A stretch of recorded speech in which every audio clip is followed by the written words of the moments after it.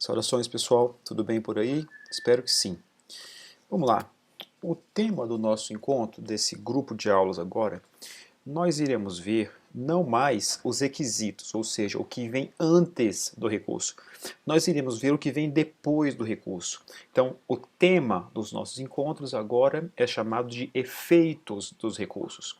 Basicamente, o que eu quero tentar explicar para vocês é o seguinte: normalmente, sempre que você pratica um ato, esse ato gera um efeito. Então, se você tem uma coisa aqui, você empurra esse lápis, o efeito de você empurrar gera esse deslocamento do lápis. O que eu vou tentar demonstrar para vocês é como é que funciona isso em relação aos recursos. Uma vez interposto o recurso, qual o efeito que o seu ato gera no processo, no mundo do direito e, sobretudo, em relação à decisão agravada. Então, o tema do nosso encontro é os efeitos dos recursos. Muito bem, então vamos lá. Você tem um processo em curso, né? Uma concatenação de atos processuais que formam o que a gente chama de processo. Quando você interpõe um recurso novo, você coloca uma coisa, você inova naquele processo, você gera um ato que é inovador naquele processo. Não havia um recurso antes, ou havia outros recursos, mas você interpôs um recurso novo. O fato de você interpor um recurso novo, isso provoca uma consequência, e essa consequência decorre do quê? Exatamente de uma coisa nova que se agrega a alguma coisa que não existia antes. Então esse é o chamado efeito do recurso. E uma coisa que é muito importante que você saiba é o seguinte: os efeitos do recurso, eles integram o juízo de mérito do recurso. E aí você vai ter que lembrar, que nós já tratamos disso aqui no curso, que nós temos dois juízos nos recursos. Um chamado juízo de admissibilidade e um outro juízo chamado juízo de mérito. Só é possível o juízo de mérito se o recurso for conhecido. Certo? Se faltar algum dos requisitos recursais, o recurso não será conhecido. Se o recurso não for conhecido, não há como analisar o mérito desse recurso. E aí o que você tem que saber é o seguinte: isso que nós iremos ver agora, que são os efeitos do recurso, os efeitos eles estão em uma caixinha chamada caixinha do juízo de mérito e não no juízo de admissibilidade. O que eu quero chamar a atenção de você é o seguinte: o recurso só vai gerar o efeito que nós vamos estudar, um de cada vez, se o recurso for conhecido, tá bom? Então, os efeitos integram o juízo de mérito do recurso e só vão incidir no processo se o recurso tiver juízo positivo de admissibilidade. Então, o não conhecimento do recurso impede, em regra, que o recurso produza qualquer efeito. Tá claro isso? Então, vamos lá. O conhecimento, portanto, do recurso opera efeitos no processo. Quais são os efeitos que podem operar um recurso? Você tem um efeito devolutivo, translativo, suspensivo, expansivo, obstativo e substitutivo.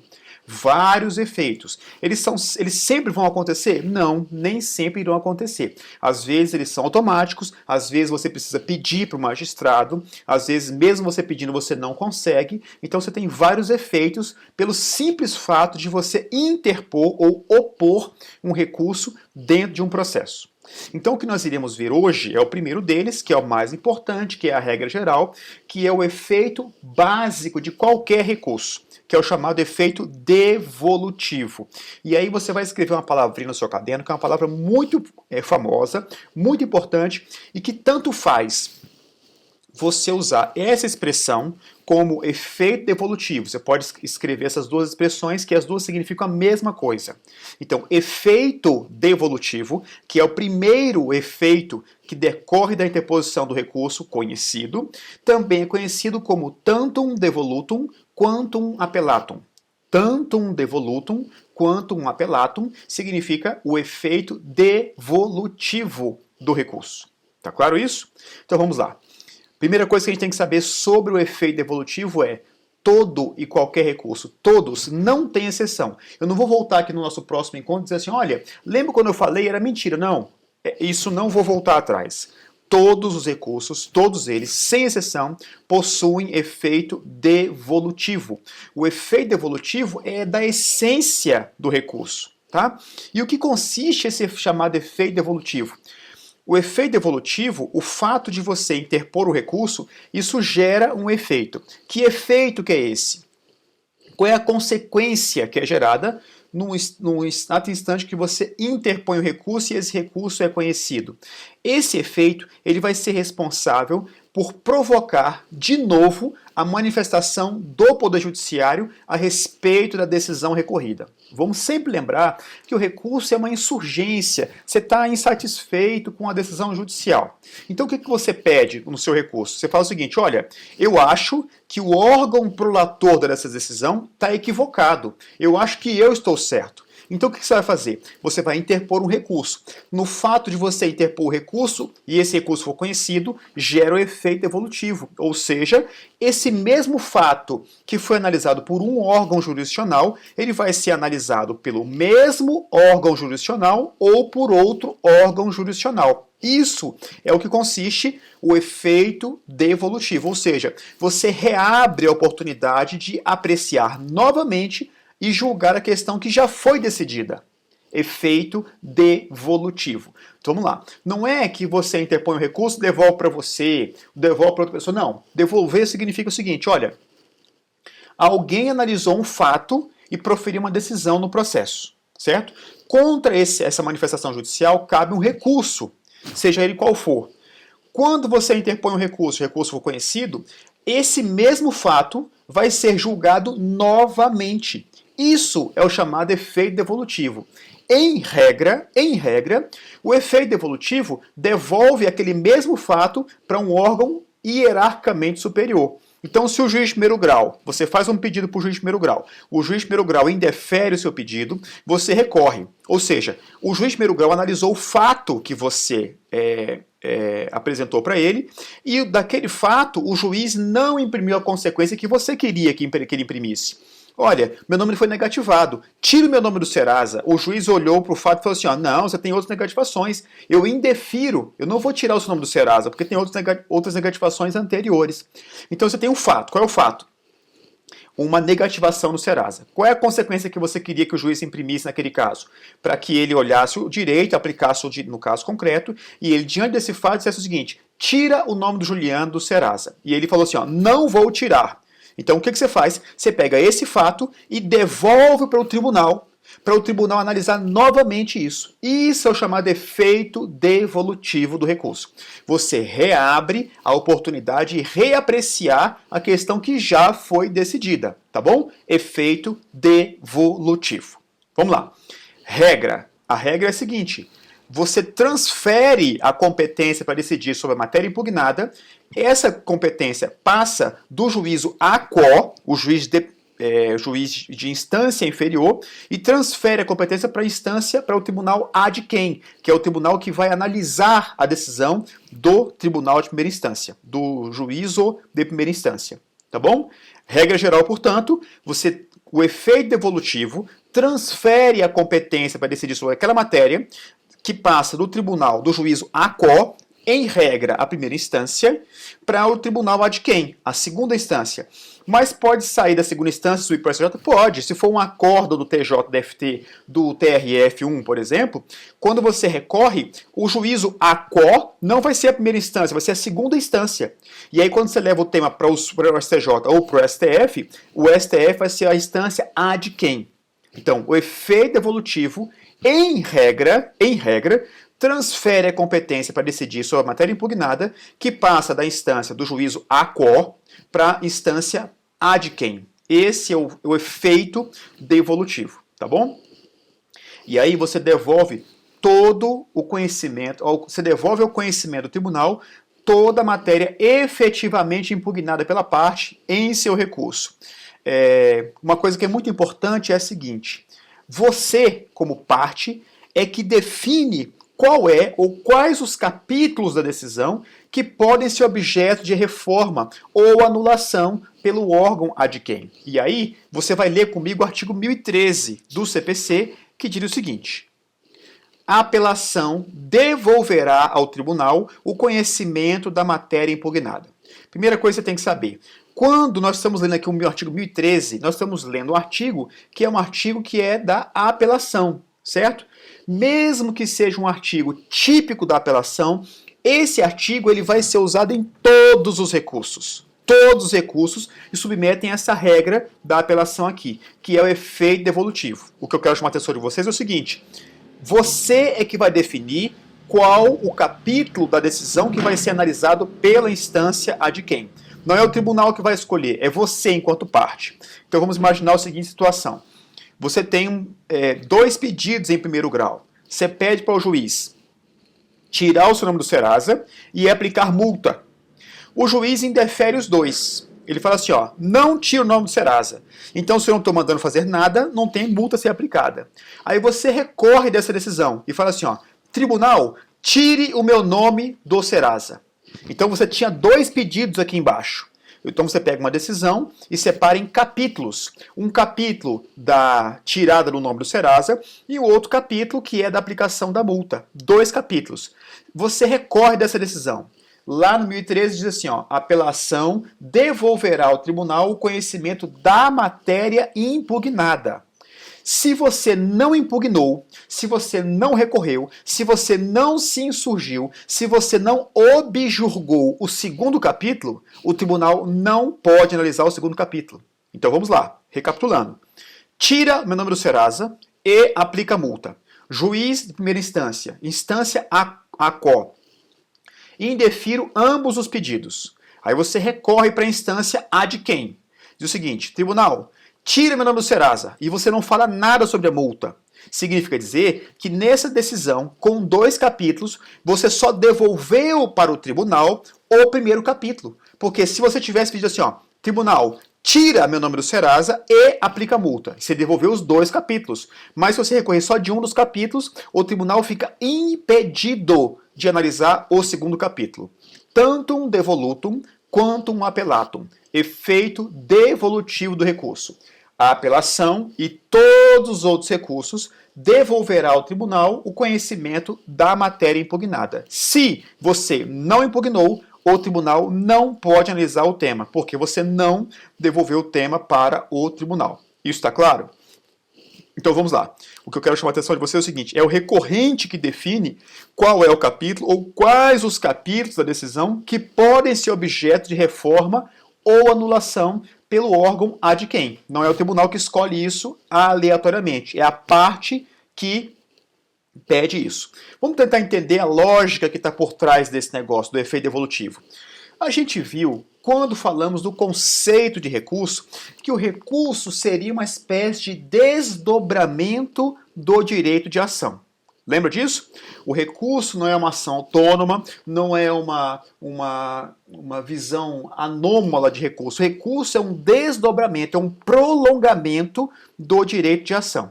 Então, você sabe que lá no direito de ação vige um princípio que é super importante, que é o princípio da inércia, o princípio da demanda, ou o princípio dispositivo. O que diz esse princípio? Abre aí comigo o artigo 141 do Código de Processo Civil.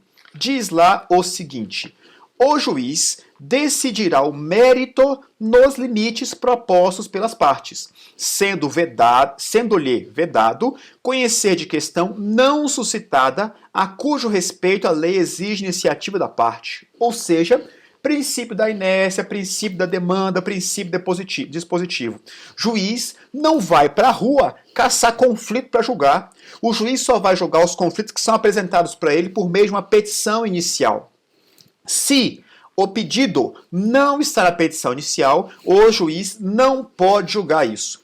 Logo, se o juiz de primeira instância não pode se manifestar sobre algo através do qual ele foi provocado para se manifestar, o tribunal também não pode. Por quê? Porque o recurso ele é um desdobramento do direito de ação.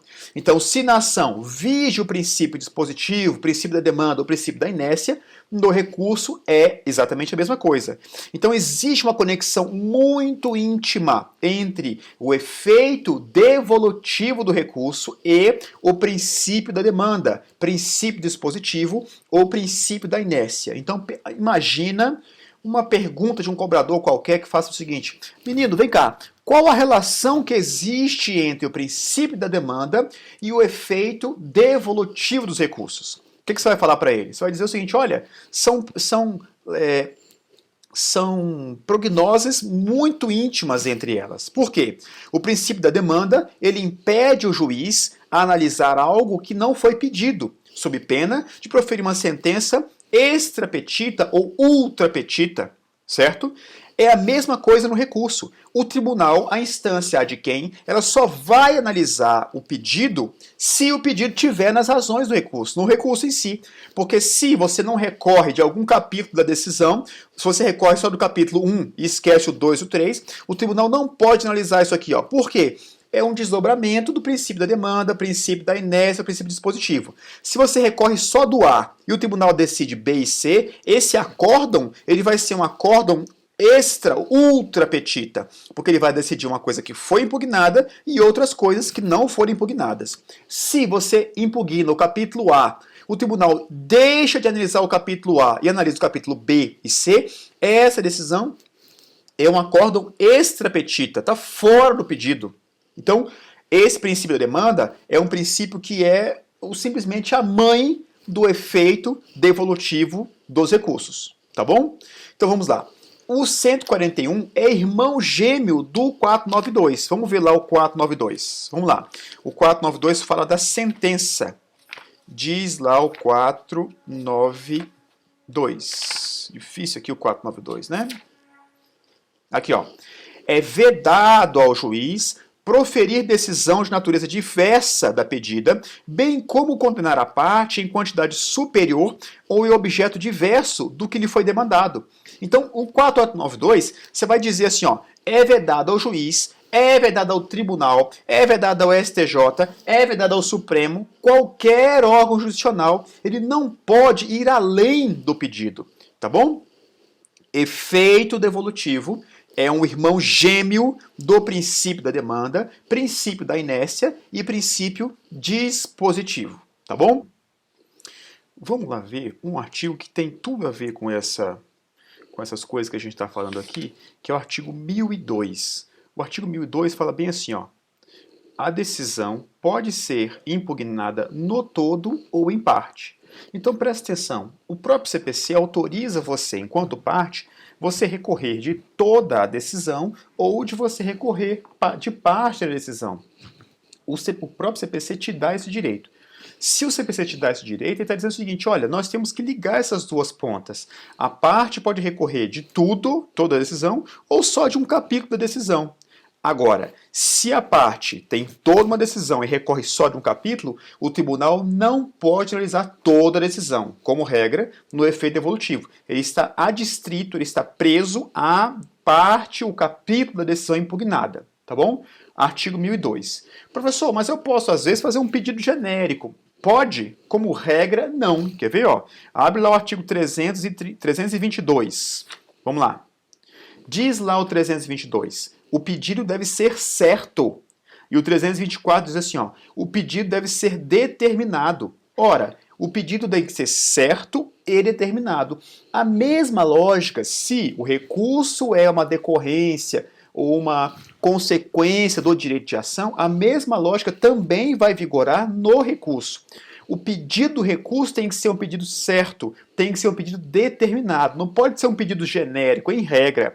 Aí você vai ler os parágrafo 1º do 324, que ele autoriza, às vezes, excepcionalmente, você fazer um pedido genérico, mas é uma exceção. E por que tem que ser assim? Porque eu, enquanto estou me defendendo, eu preciso saber do que eu estou me defendendo.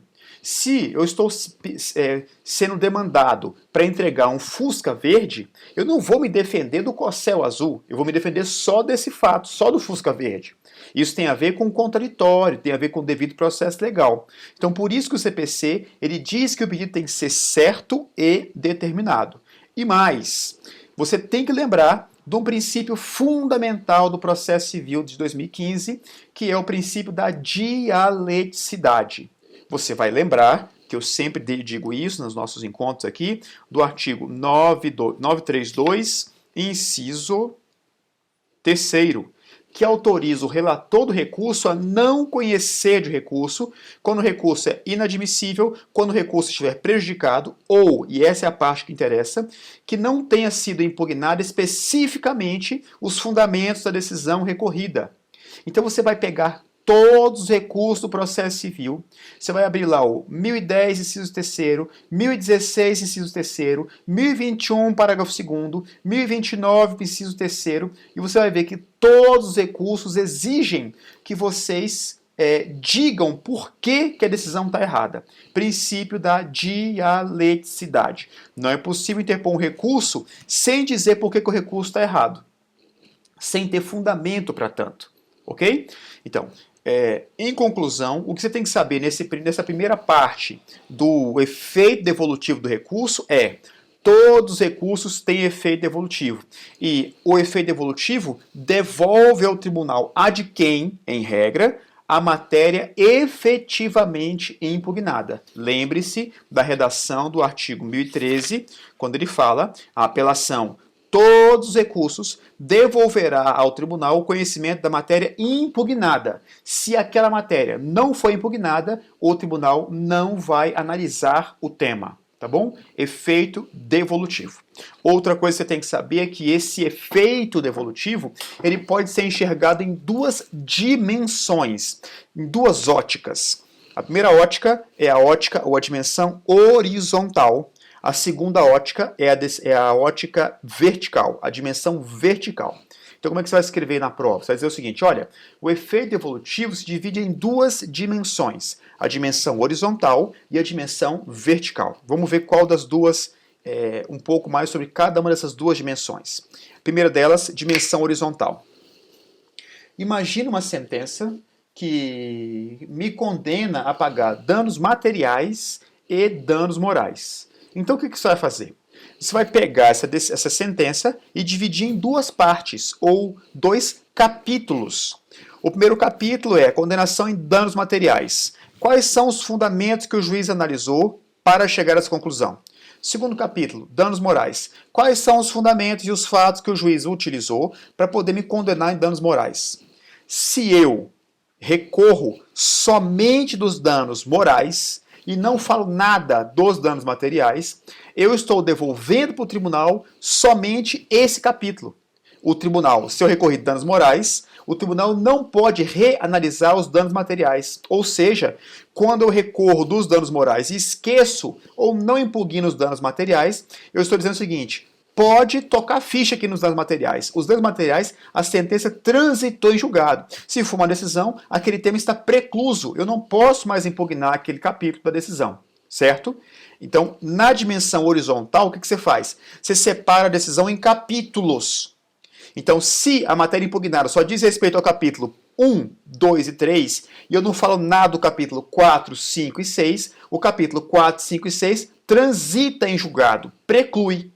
Agora, os capítulos 1, 2 e 3, eu devolvo para o tribunal.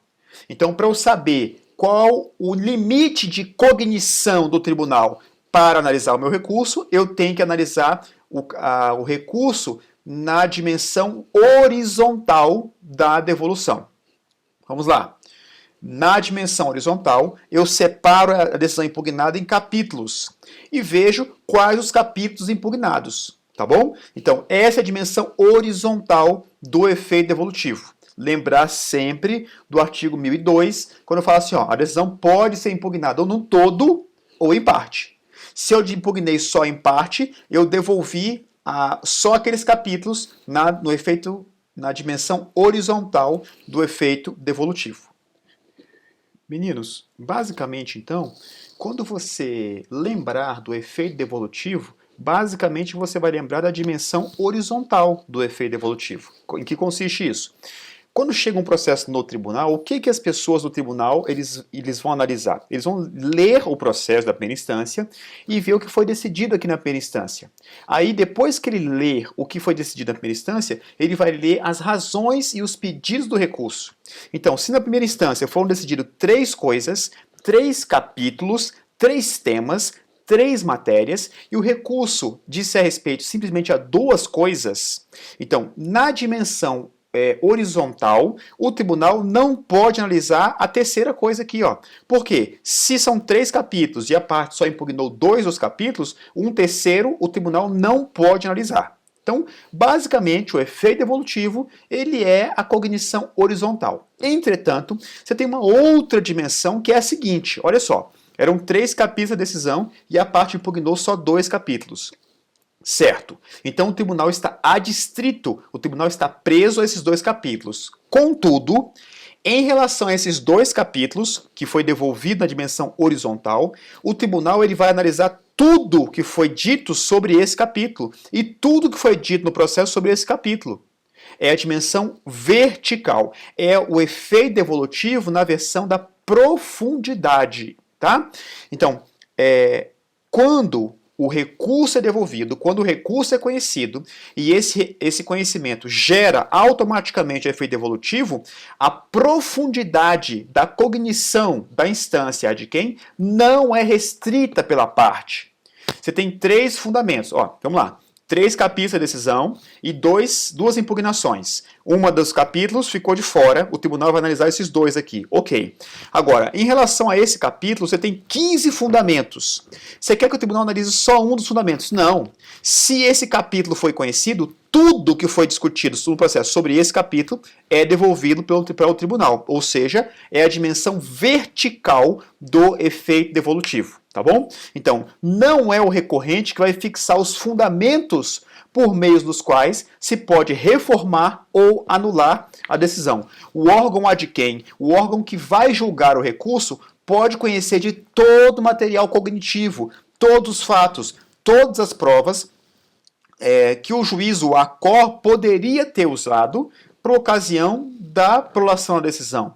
Tá bom? Nós iremos ver que tem um efeito disso que é o chamado efeito translativo. Nós vamos falar sobre ele um pouco adiante. Mas os 3 dispositivos que você tem que ler com atenção para entender a dimensão vertical do efeito devolutivo são os seguintes. O primeiro deles é o 1013, parágrafo 1º. O segundo deles, 1013, parágrafo 2º. E o terceiro é o 1034, parágrafo único. Vamos ler cada um deles. 1013, caput diz assim, ó. A apelação devolverá ao tribunal o conhecimento da matéria impugnada. É a dimensão horizontal do recurso. Só o que foi impugnado vai ser conhecido. Ok.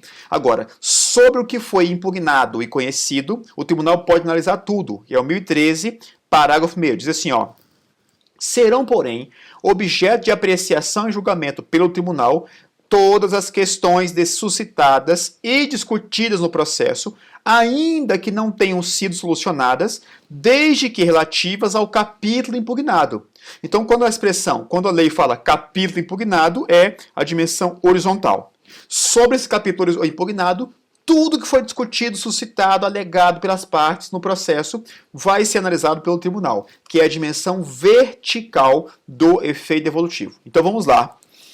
O juiz, por exemplo, ele julga improcedente, ele não dá o direito à parte, dizendo que a parte é ilegítima para poder analisar, para poder pedir aquela pretensão em juízo. Vamos lá.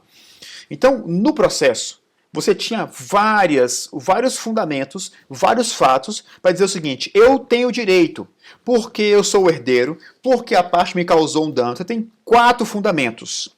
Aí o juiz, na análise da questão, pega um fundamento da contestação e fala assim, ó, Juliano é ilegítimo.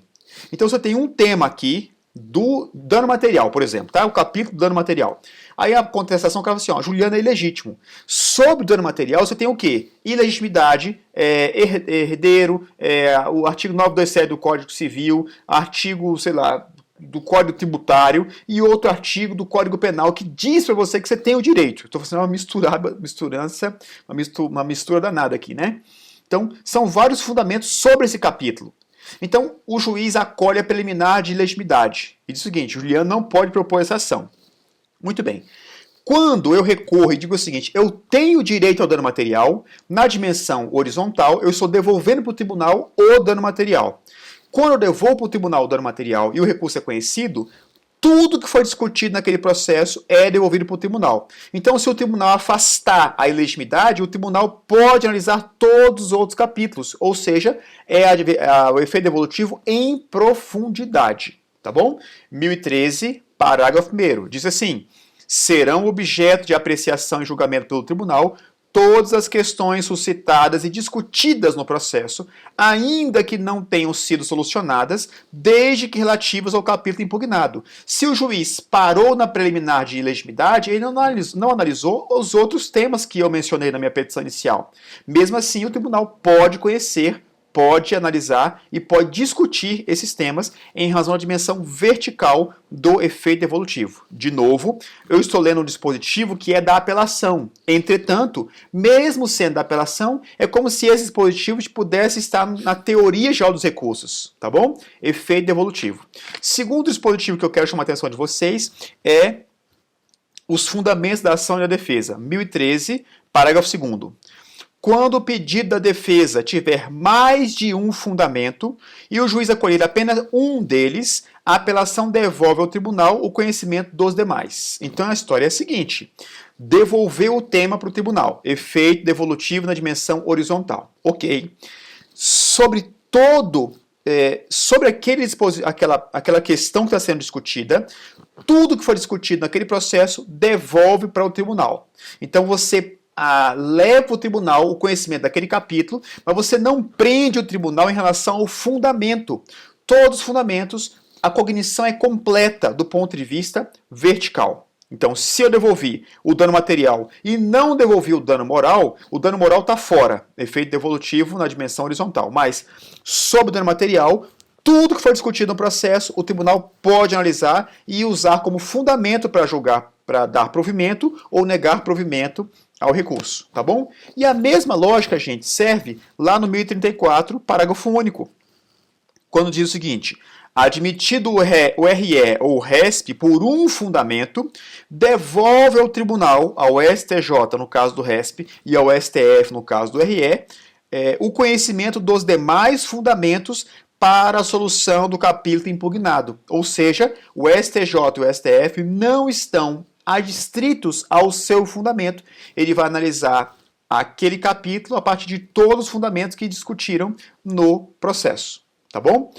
Então esse é o efeito devolutivo na dimensão vertical. Bem, o que nós vimos então no nosso encontro de hoje, já deu o nosso tempinho de meia hora, que é o tempo que eu estipulei aqui para tratar com vocês, foi o conceito do efeito devolutivo, o que ele gera no processo, né?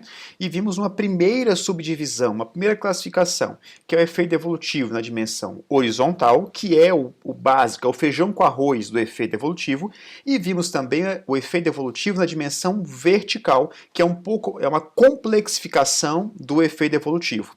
No nosso próximo encontro, a gente vai falar de uma outra subdivisão do efeito devolutivo, que diz respeito a quem vai julgar o recurso, se é uma outra instância ou se é a mesma instância. E aí o professor Humberto Teodoro e outros autores mencionam o chamado efeito de transferência ou efeito regressivo que decorre do efeito devolutivo, tá bom? Ficamos por aqui, a gente volta no nosso próximo encontro. Tchau, tchau!